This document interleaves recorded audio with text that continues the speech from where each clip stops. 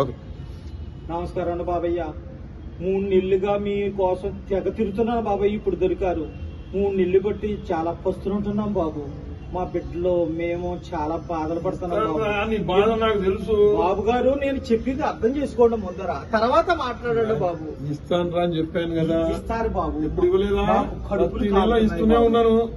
ఇవ్వకే కదా బాబు, ఇవ్వకే కదా బాబు. నేను తప్పకుండా వచ్చే నెలలు ఇచ్చేస్తాను.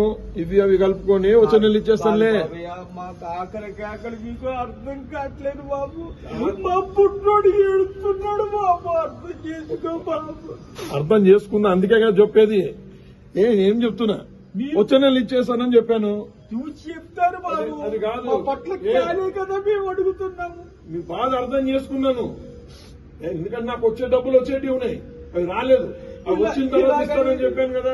బాబు గారు 3 నెలలుగా అలాగే చెప్తున్నారు. లేదు, మాత్రం 3 నెలలు కాదు, ఒక్క నెల ఆగమంటున్నా. 3 నెలలు కరెక్టే, కానీ ఒక్క నెల ఆగు, తప్పకుండా ఇచ్చేస్తాను. నీకు రెగ్యులర్ గా ఇచ్చానా లేదా? అప్పుడు ఇచ్చారు, నాకే కదా మీ బాధలు పడుతున్నాం బాబు. 3 నెలలే కదా బాబు. 3 నెలలు అంటే మాట్లా మీకైతే పర్వాలేదు. 3 నెలలు కాదు, ఇచ్చేస్తానని చెప్పాను. 3 నెలలు ఈ నెల కలుపుకొని 4 నెలలు ఒకటేసారి ఇచ్చేస్తానని చెప్తున్నా. సరే బాబు, ఏం చేస్తాం? అలాగే బాబు.